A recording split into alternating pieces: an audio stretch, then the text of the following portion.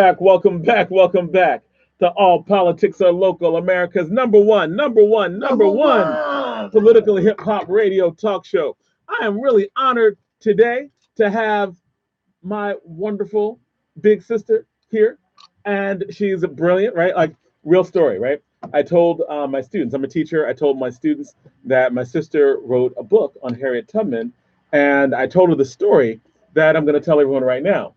I get a call from my sister, and my sister's like, "Hey, I went down to the Smithsonian, right? Like like the Black Smithsonian, the Museum of History for Black people, the most like important Black museum probably in the United States, maybe in the world, right? In terms of the history of Black people." And my sister goes down. It's like, I have this book I wrote, Harriet Tubman for Beginners. It's a really good book. It's a really great read. And she went to the gift shop to say, like, "Hey, this is a book that I think that you should sell." And she went to talk to the bookstore, like, the manager of the bookshop there at that very important museum. And lo and behold, she looks around and she sees her book is already being sold, right? Great story. So you got that right. Right. And so I'm like, wow, right? The Smithsonian has your book. And she's going down to the Smithsonian to do a book signing. I'm going to post the evidence of that tonight, too, by the way.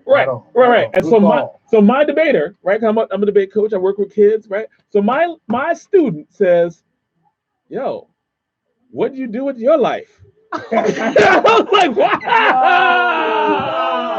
Wow. Shout out to Crystal St. Clair. All right. So we are here with my sister, who's a community activist. She's a serious writer. She's writing also another book on the legendary activist Larry Ham. She's written another children's book. She's a prolific writer, and she's did this wonderful book on Harriet Tubman that we're going to talk about now. We're going to be joined in the conversation with a legendary activist, Zayid Muhammad. I always introduce him as a legendary activist, and he's always looks around another way. He's been doing this for 40 years. Every movement in the tri-state area, and many of them nationally, he has been involved in. And we are pleased to have, for the very first time on All Politics Are Local, Dr. Kelly Harris. Dr. Kelly Harris is the new director of Africana Studies at Seton Hall University. And I just got an introduction from Todd Burrows. Shout out to Todd Burrows this week. And I was like, when my sister's coming on with a book about history, I want her on with someone from Africana Studies, the new chair of Africana Studies from Seton Hall, to have a conversation about the importance of Harriet Tubman. So, Annette, why did you write this book? And why Harriet Tubman? Why Harriet Tubman for beginners? Well, okay, the story really does start with Todd in a sense, because shout out to Todd Burrows, Dr. Todd Burrows. The opportunity actually from the publishers to write it. They had seen some of the things that he had written, and he has written a few books himself, and so good book on Mamiya, on the Black Panther, like the fictional one, Malcolm right? X. Right. Ida B. Wells, right. Right. So they approached him first. He had wanted to write a book about Ida B. Wells, and so he campaigned for me to write the book about Harriet Tubman based on my interests and what I've done, and I jumped on it. As you know, our cousin, Karen Jones Meadows, shout out to her, playwright, wrote Harriet's Return. Oh, wow, and that's right. We had gone to see that one person show, which is phenomenal. So shout out to our cousin Karen Meadows. So we like a Harriet Tubman family. What a family. Wow. That's been kind of in the bloodstream, so to speak, for years. I mean, and she came out with that in the 90s. Right. And that an excerpt of that play was done in front of President Obama. Clinton. He was president. Wow. Debbie Allen played Harriet Tubman. I didn't know that. Wow. And at the center, that they do every year, different performing things. Right. Okay, we had Harriet in our bloodstream, so to speak. And in fact, Karen lent me one of the books that she used for my research. That was really hard to find. Which book was it? oh God, it was.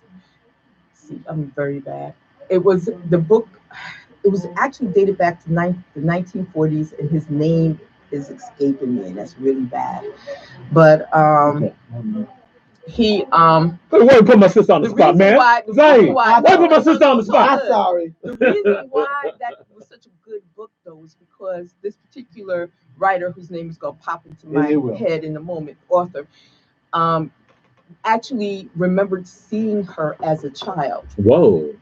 because he grew up in Auburn Oh, and she was an wow. old woman, and he was able to interview some of the relatives of hers when he, was an adult. As an adult, he was able to interview some people who remembered her at that time. So that's why that book, because normally you wouldn't use a book from that time period so much, but that was really a good book. Because a lot of Conrad, like first his and last second name, hand right, knowledge, right? right. So he interviewed people who directly like dealt with her, understood, like had stories from her, personal stories Right, from her. exactly. And it was quite interesting. So Oral I'm gonna history. use some of that in this as well. Okay. So yeah.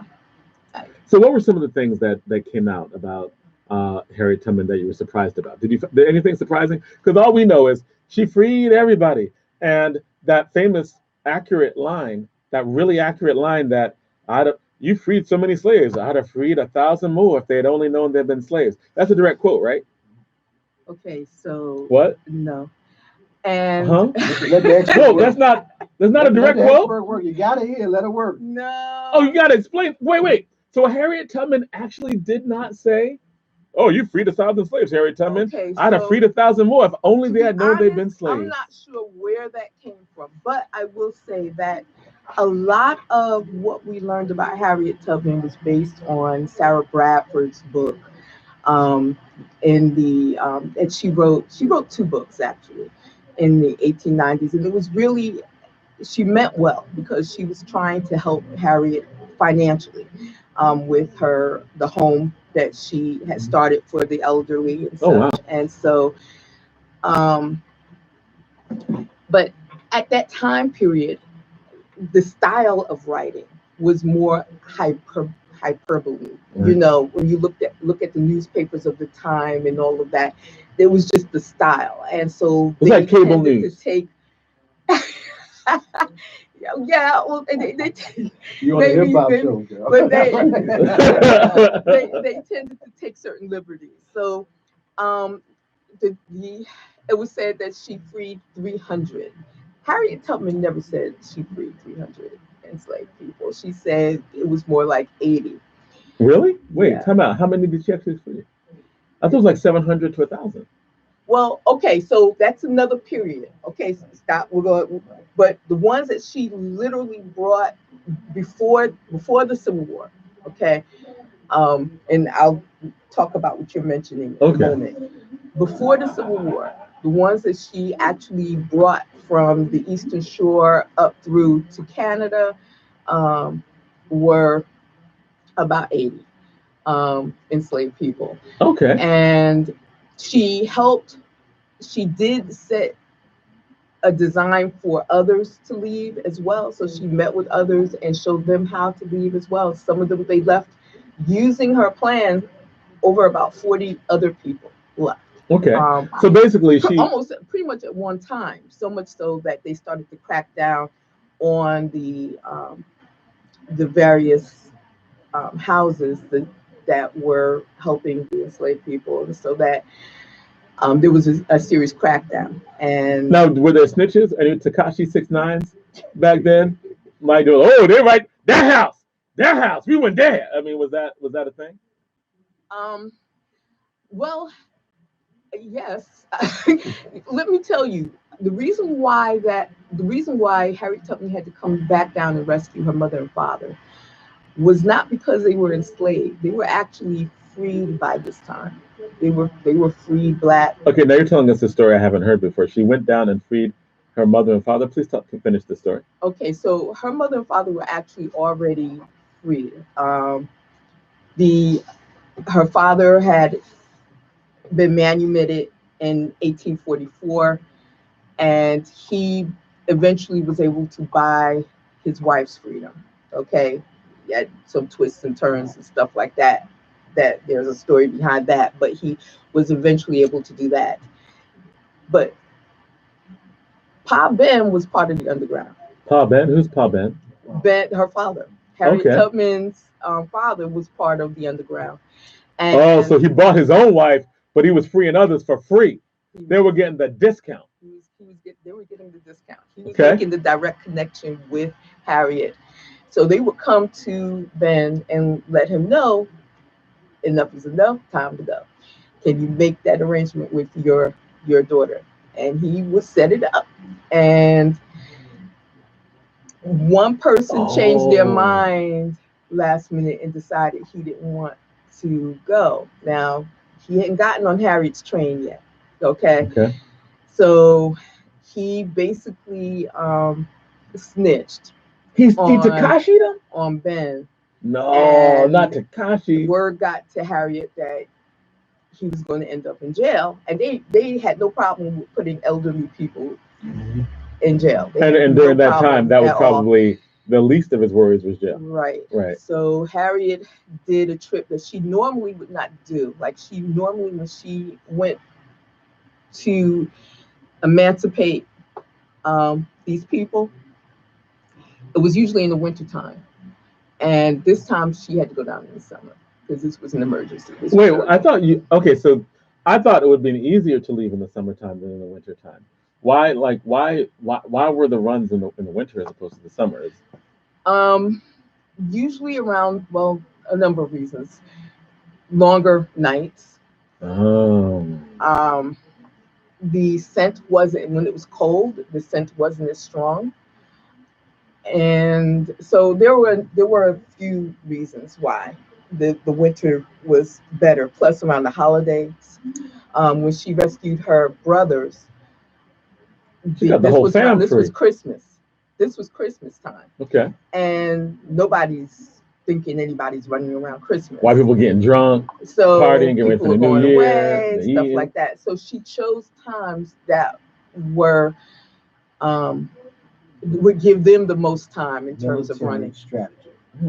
Absolutely. We're talking about. Well, that's why they called her the general. Okay. Because she was absolutely a strategist. So really, I mean, it sounds like when you're doing this, it's kind of like a little action movie, right? Like, does it? I mean, because it reads kind of like an action movie. Were you thinking about action movie? Were you thinking action movie when this happened? Well, yeah, it really does read like an action movie, and I know that one of the scenes that they're going to have in the movie that's coming up, is going to deal with the Combahee River. I'm pretty sure it's going to deal with the Combahee River raid, which is the raid where more than 700 enslaved people were freed, and many of them joined the Union Army. Okay, raid. Like, I don't understand. Were they trying to find drugs? Like, what do you mean by that? So, like, raid. It's a raid. Like, what? So the raid really was but you're saying a robbing raid, like, the slave owners of their property. Oh, she jacked slave owners? Oh! Big time. She was like, so, payback, snatches. You got us from Africa. I'm taking you right now. Exactly. So keep it, that was a major. But you say raid. That means it was more than her going down? Like, explain. What's going on right now? Because I see Harriet Tubman, and I see her running through the forest, and her having a bunch of people behind her. Like, come on, run over here, duck, go wade in the water, right? Like that. I mean, that's what the image that I have. So you're talking about a raid. Like, what does that mean? This is during the Civil War, and a lot of people know that Harriet Tubman was a nurse. She was a cook. She was a spy, but she was more than a spy. She actually headed a spy unit, not about 9 people. Wait, time out. Wait. Yeah. So Harriet Tubman was also a spy ringleader. She directed. She was the director. She was the unit head. She didn't have cooks and people in the house just like giving the information. Is really that what happened? She had well-placed people. She had well-placed people. Some of them were free, some of them were enslaved, who were able to tell where certain storehouses were along the Combahee River, and where the mines were going up the river. So they were able to pilot Oh wait, around them. come out. So she got all the intel. She got Now, all the intel. These are black people telling on white slave owners. They ain't snitches. They just giving intel. Some of them probably placed the mines. You know, they probably were. Oh yeah, let the black people. Yeah, let the slave take the mine in their hand and go out They and place it. Like, yeah, they gave me the mine. Yeah, you better put it right here. knew exactly where they were. So they were able to navigate that, and it was so successful that they decided to imitate that for other raids down the line as well. So yes, they. So this was like her coming with, like an actual army. Right, of black soldiers. Oh, so These were black people with guns. Incredible. So she came down with black people with a bunch of guns during the Civil War, and just jacked a bunch of stuff from. And it's well reported because it's well documented in the newspaper accounts of her being right alongside Colonel Montgomery in the boat, leading the charge, basically. Oh, so she was like, I mean, it's just well documented. she was about that life. She had her with guns and a bunch of black people with guns who were well-trained soldiers. What's came real down. interesting though is that they never talk about her actually killing anyone, but you know she had a gun. Right. You know, Somebody gonna try you. So it was quite interesting, but Oh, so they actually raided places with other soldiers, and they didn't just sneak in and sneak out. They went in, like people were there. You gotta go. Let me interject this though, because I want folks to appreciate this also in terms of the context of the Civil War. It's also the beginning of the changing of the tide of the war. Let's understand that them white boys, them Confederates, yeah, they believed in their Negroes being their property, and were willing to kill all the white folks for that Confederacy that they were trying to create. And they were winning in the first part of the war. Yes, the war to the north. Yes, Gettysburg is in Pennsylvania. Right. It ain't in North Carolina or South Carolina. They were winning the war. That's why Emancipation Proclamation is necessary. It was done out of a matter of military necessity. Explain. And I don't understand. No, they as long as those Africans on those plantations were still supplying the Confederate Army with their logistical resources to conduct And planting war, mines. Right. they were winning. You know, one of the things Harriet told them, because Harriet had a problem with Abraham Lincoln anyway, but one of the things she said is, look, you let our men in this war and it will be over. Right. You know, it'll be over. Wait. What do you mean? Like basically Lincoln didn't want to let black people in the war? No. The black men were not commissioned until later on. It was late in the war where they were officially commissioned. Now, so glory didn't happen. So glory was like after that point. Because I remember glory because Denzel Washington fought in the Civil War and had that tear going down his eye, right, and got an Oscar for it. So I remember that there were definitely black troops because Denzel was one of them. There were definitely black troops. All right, but that happened. The black troops happened after, like, toward the end of the war. Well, no, officially, more toward the middle, and it was unofficially, because unofficially, black men had already started arming. They already had regiments. Okay, so they already had regiments. They just weren't. They didn't care about getting paid for it. There were those kind of regiments. You give me a gun, point me at white people who wanted to see was a black man with a gun, because and Abraham Lincoln knew this. He knew that this would just absolutely terrorize white people to the point where, you know, and I love telling this. A bunch of armed black people with guns going to try to end slavery. Black people. That's motivation. You know how you wave that white flag because you want to surrender, right? Black people couldn't surrender. Black people couldn't surrender because. You mean everybody was like the New York City police? If black people knew that if they surrendered, they were killed. Hands up, don't shoot. There was no surrender. So you mean there's a history to that? Black people understanding and knowing that there was no such thing as surrender just made them more vicious. It just made black people say, oh, I'm gonna die, but I'm gonna take as many of you That's as right. I can with me. And they knew it. They were scared This is the to meaning death of my the life. black That was a massacre too, man. the Fort Pillow massacre, where they killed where the black people weren't able to surrender, Right. and they were just all assassinated, just wiped out. Exactly. And black people would always say, "Remember Fort Pillow." Remember, that's right. Yeah. And that was Dr. Harris, the chair And of they documented Africana that. Studies. Well, they Seton showed Hall. that in one of the movies I saw. What movie was that? I shouldn't even. Where they actually showed that particular scene that you're talking about, right? And I can't remember the movie that was in, but yeah. But yeah. So when you're talking about like Harriet Tubman as a figure, she's an activist in terms of freeing slaves. So she started like, when did it become a movement thing? Right? Did she just run and free herself, and then she was like, hey man, I'm going. I might as well go back and get other people. Did she free herself and then go back and was like, let's make it a thing? Well, what she says is that when she became free, when she did she become free by leaving and running? She did, and this was actually the second attempt.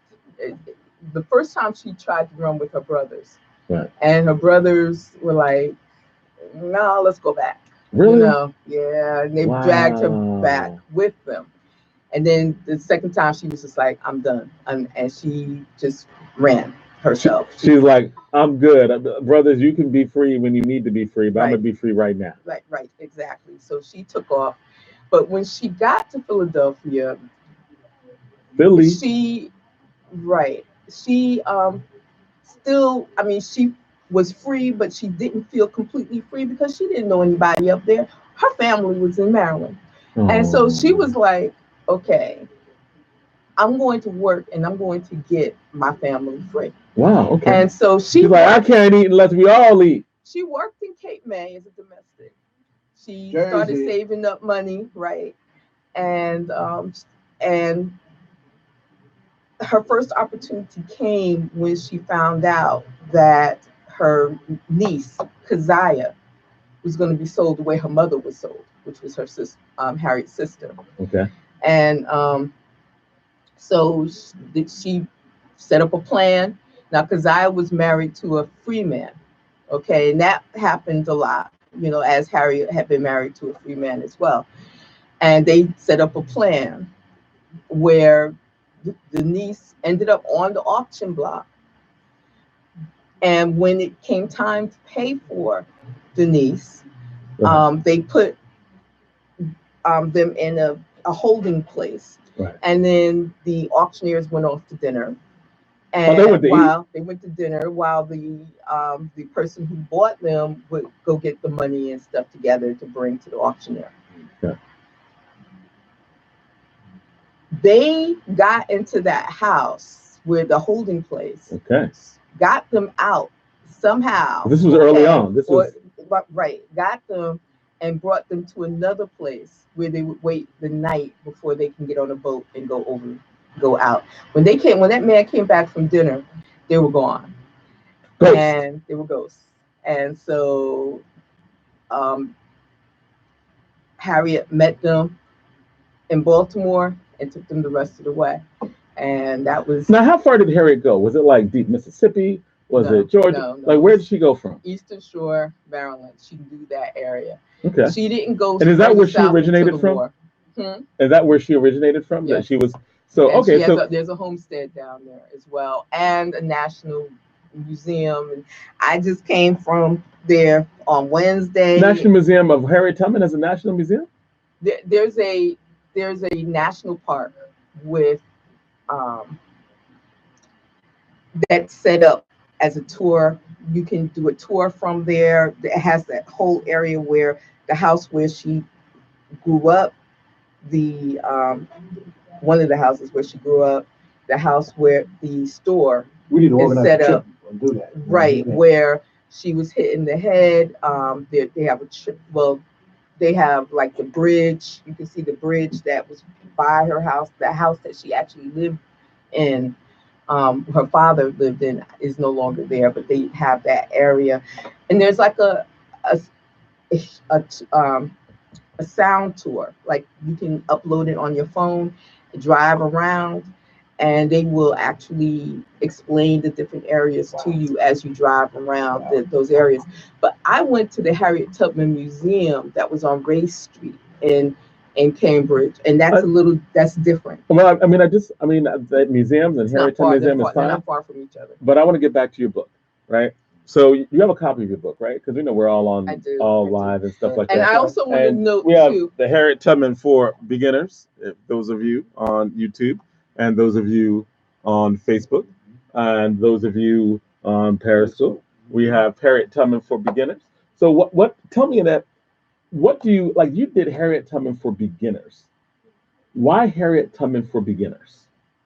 Well, for Beginners is the part of the series is the publishers series, and they came out with a number of other. They have a number of other books also that they have done over the years. For Beginners Press has been around.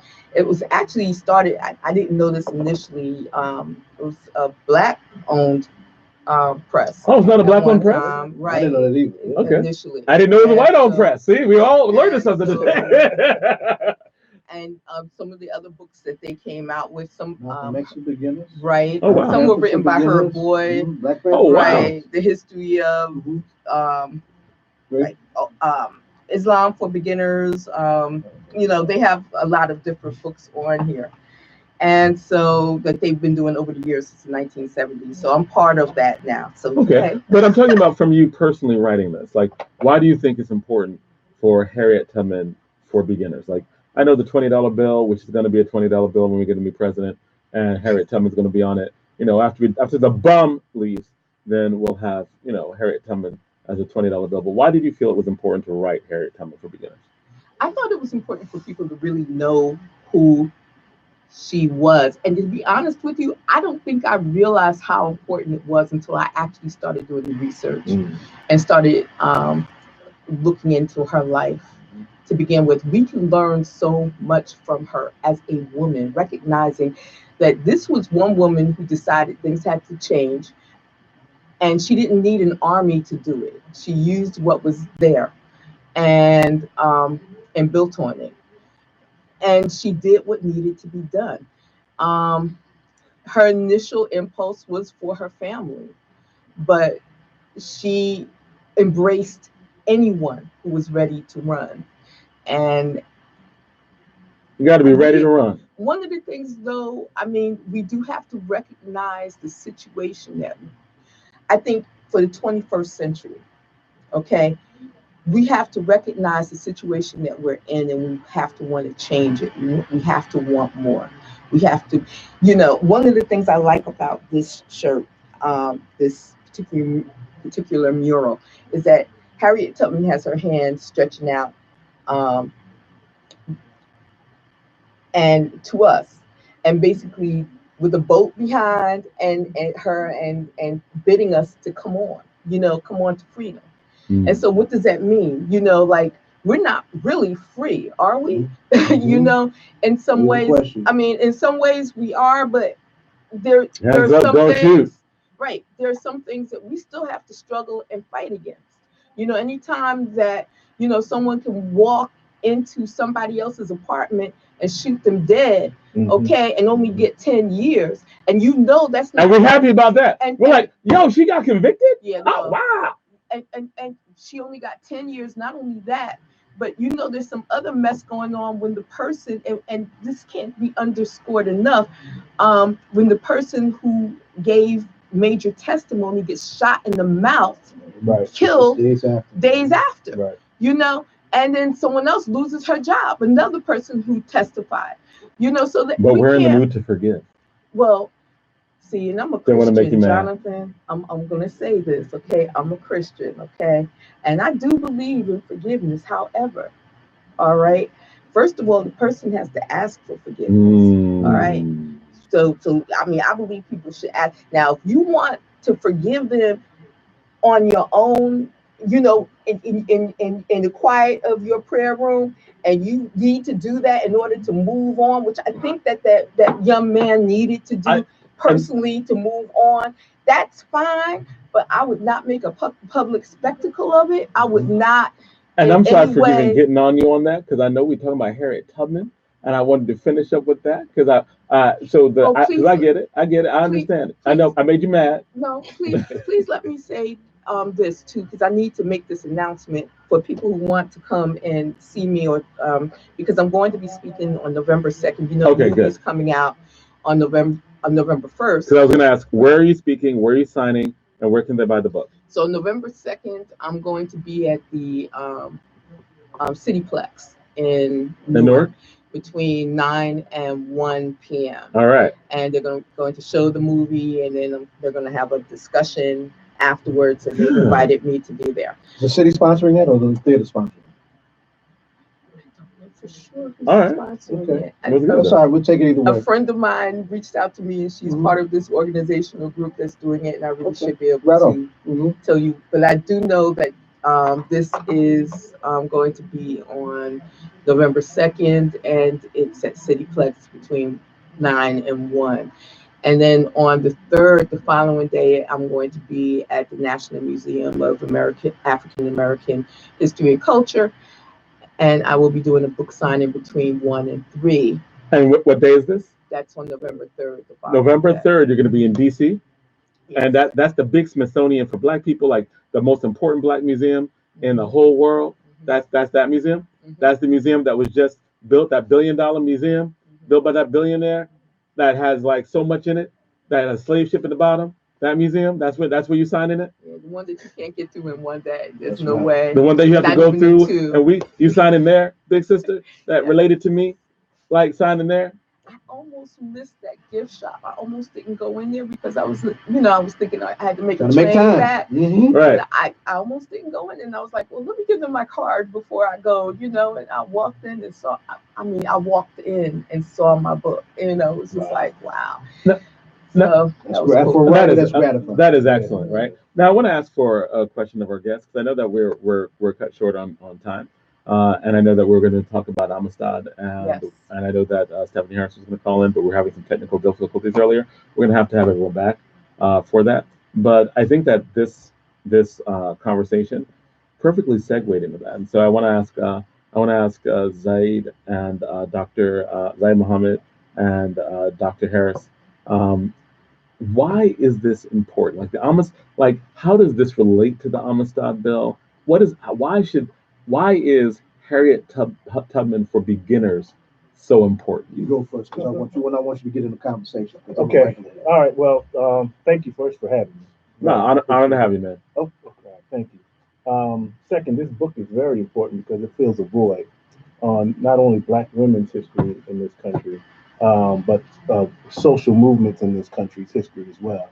And when we look at Harriet Tubman and just the 19th century and we start unpacking it, it's Black women were developing literary and historical societies at this time. Mhm. Black women were taking leadership in other roles.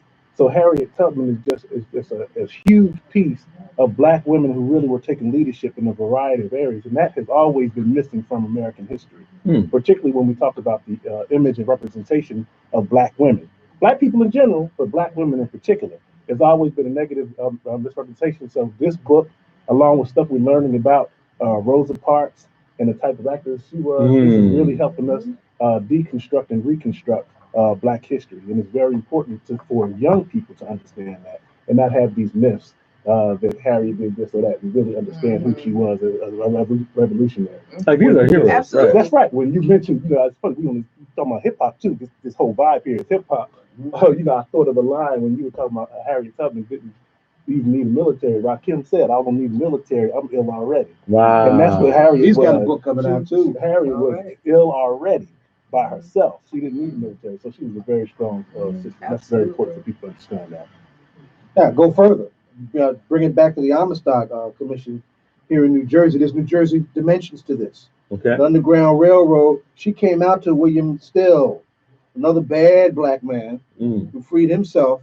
All right, and was a key, player in Philadelphia's underground history. Born in Jersey, right? Born in Jersey, right? She mentioned Harriet Cape May, New Jersey, right? We did a segment on Frederick Douglass in Newark. Newark, this Essex County, this part of Jersey was abolitionists. Bergen County, on the other hand, was opposite, right? So there are places just in our local history, in terms of Jersey's whole role and Jersey's whole history around this issue, that is right for local history. Local history is important. In the end, some of our greatest heroes are often the least written about, Right. because the aura is so big, right? But they should be the most written about. I would dare say that I hope her work triggers a healthy wave of new scholarship Right. come forward to really bring all of this together, because it's loaded. Right? Yeah. And I jumped in early discussion talking about the military dimensions of Harriet's legacy. The Underground Railroad was an armed network, black and white, by the way. Right. Black and white.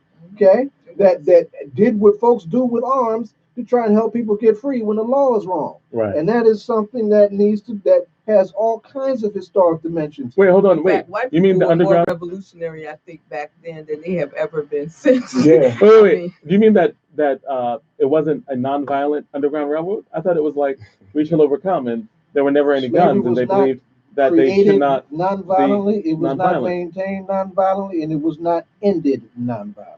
Mm. And we need to be real clear about that. And for every single ancestor whose names we know and we don't know, who had their hands on the ending of slavery by any means necessary, the whisper of their legacy is crying for the kind of justice from us, in terms of how we need to properly appreciate it, so we can help this next generation stand up and unsegregate New Jersey. New Jersey is it's got one of the most segregated school systems in the country, next to Mississippi. Wow. New Jersey, the birthplace of racial profiling. New Jersey, the Soprano State, right? But wait, you're saying racial profiling by the police? Was born Started in New and bred right here in the 1920s in good old up south gangster New Jersey.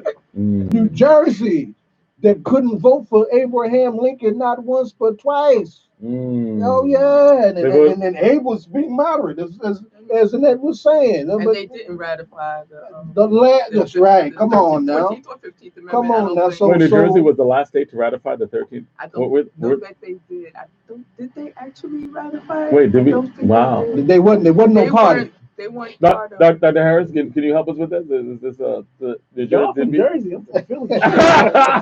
You're like, I know my Philly, Yeah. and I was looking. You know, you're Chicago, but right, you're like, you thought Chicago was about gangsters coming to New Jersey. Wow. But They didn't put their mark on that paper for it. yeah, They voted against it. yeah. All right, so we are actually coming to an end of this, and we're getting ready to get into DJ Rhino's mix, but we have to have you back, all of you back on for the Amistad Commission. We got to schedule that in. By the way, Amistad, 2 points of action. This Monday, what was once upon a time Columbus Day, we need to change that everywhere, right? We are rallying for the Amistad. Wait, right? hold on. Columbus Day is not a thing anymore. Like Oh, we don't celebrate the finding of the new world. That's a new shit. I don't. We open that can of worms. We're gonna have to do a whole new segment, Oh yeah. right? It's just, his racism definitely needs to be unpacked. But and then that's happening, right? But Monday, 1 o'clock, Lincoln Memorial. We are rallying for the Amistad bill to be properly implemented, to be given the resources it needs for its mandate. Hold on. Zay, man, what you talking about? The bill was passed in and 2002. Right. So I mean, isn't this like what white people always say about black people? We passed the law. Like, what more do you want? Like, we passed the law. Like, y'all wanted the law. We gave you the law. Like, Zayid, Mr. Muhammad. We don't want an apple. Muhammad, We don't want an apple that we can't buy. It's not being implemented the way it's supposed to be implemented. Right now, they are. Well, the one thing that Repollet has done is that he did something. Yes, he did. I'm going to tell you. You both are talking about the current Secretary of Education Commissioner of Education for the state of New Jersey, Lamont Repollet. Right. Repollet. He made it so that Amistad is part of QSAC. What is QSAC? The qualitative. Well, please don't get me started. It's what is used to measure whether a district is within compliance. And the Amistad law is basically you have to teach about black people. Over. You got to teach about black people. Is that Amistad? Well, Like it you has need to to have be it has some. to be integrated throughout the curriculum. So when you teach American history or any history, world history, you have to include Black people and Black people's presence in what in the history. It has So to be inclusive. we It had can't just be February. It has to be throughout the. we had the same legislation in Chicago as well, okay. and the same problems in Chicago in terms of enforcing it. So the law was passed in Chicago about almost 20 years ago, Mm. and we had the same problems, same discussions, and had to try to train the teachers and teaching it. Mhm, But so the teachers are not equipped mhm. to teach this. Because the teacher was like, well, how many different ways can I teach Martin Luther King? But let me tell you, let me tell you, you really do need a show you really do Yeah, need we another do. show just We to do. deal with this, and I would love to be here. Let me tell you, because there are things that have to be done and need to be done to implement it, and it is actually easier now. I think it's got to be more than just looking at lesson plans. I mean, we can look at lesson plans and make sure that you have all of these things in your lesson plans, but This you is a also teacher need to see artifacts. You Okay, need that's to. right. And you're absolutely right. We do definitely have to have a whole show on it. I'm going to plan an Let entire me hour end with this where one. we're going I to do want to that. shout out Stephanie James Harris, our Yes, executive director yes. at the Amistad Commission. She will be with us Monday. She will at the rally. She will be with us Wednesday. For we have a panel, Jamestown 400, what it means to New Jersey Wow. Okay. at the Newark Library at 6 o'clock on Wednesday. But she sends her apology. She was going to call in and be a part of our segment, but we're both were back and forth at the NAACP state convention, and she got pulled into a youth segment at the same time that we were originally both supposed to go on. So she sends her apologies, and I wanted to shout her out. All right. So thank you so much for coming for this segment of All Politics Are Local. We're going to get ready to get into DJ Rhino's show. But before we go out, we always have one question. Everybody's been on the show before, except for one person. And Young Annette, said he I got wasn't singled out. I here wanna hear what when you you got. were here, so I'm gonna ask you some questions too. So, Dr. Kelly, Yes, I mean not Dr. Kelly, Dr. Harris, yes. Dr. Harris, who is your favorite hip hop artist, individual, or group? And Annette Alston will ask you that question as well. Oh, that's a hard Uh-huh. question in many ways, but I'm gonna have to say Chuck D and Public Enemy. Oh, I got so much trouble on my mind. Refuse to lose. Here's your ticket. Let the fucking drum in it wicked. True to you to push you back to black and back to slack. Don't stop. All right, so my big sister, who I have to say, right, story. My sister introduced me to Stevie Wonder. She introduced me to Earth, Wind, and Fire. She introduced me to Gil Scott Heron. She introduced me to like most of my musical taste, my early musical taste. My sister, she was in college when I was in middle school, and so like all that good music that was coming out, like I got from my big sister. So thank you, Annette, because my old musical coming taste is actually like foundational from you. Think Songs in a Key of Life. I heard from you There first. you go. Oh, wow. I love Stevie, but let me tell you, I'm a gospel junkie now. So, but I did my homework, and I started listening to some of the things that some of the music that you had suggested, and I was listening to some other things that I remembered, and I like Planets, Digital Planets. Diggable Planets, Okay. and I like Speech. And I said, the other one. What was the other one? Oh, you from gave Arrested me? Development. Yeah, right. But you had suggested somebody I thought you might from like Coloring Book. Chance the Rapper. I thought Yeah, you might like but that. you know what? The thing about Chance, right? He couldn't make up his mind whether he wanted to be blessed, or whether he wanted to mix it up with the niggas, I'm sorry, Wow. bees and other stuff. So I was like, okay, You don't like he's Chance? X'd out. I mean, the music was all right, but it was just like, okay, you gotta make up your mind, how you gonna. Or maybe he made it up. He got married. He's a good, like he's just a wholesome rapper. No, blessed was on one. and Blessed he's- was one. He's so wholesome. And then Chance. the very next song, Chance for was mixed president. it up. I was like, okay, you know what? You mixed it up a little bit too much for me. Wow. I have to go back to Diggable Planets. Wow. Okay, so we this is Paul. Thank you so much for coming out. Thank you, Dr. Harris. Thank you, Zayid Muhammad, and Right on, thank right you, on. wonderful big sister, incredible writer. I'm so proud of you. Like the Smithsonian We all is love a amazing. dealing. That's right. Love you so much, Annette Alston. Thank you, and we're all going to have you back though, because we have to talk about the Amistad as well. So, Yeah. Harriet Tubman for beginners, please pick that up. Should be taught in schools.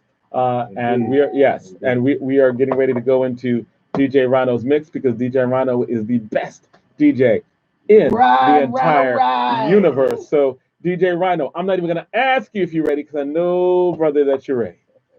Do your thing. All politics are local. America's number one political hip hop radio talk show.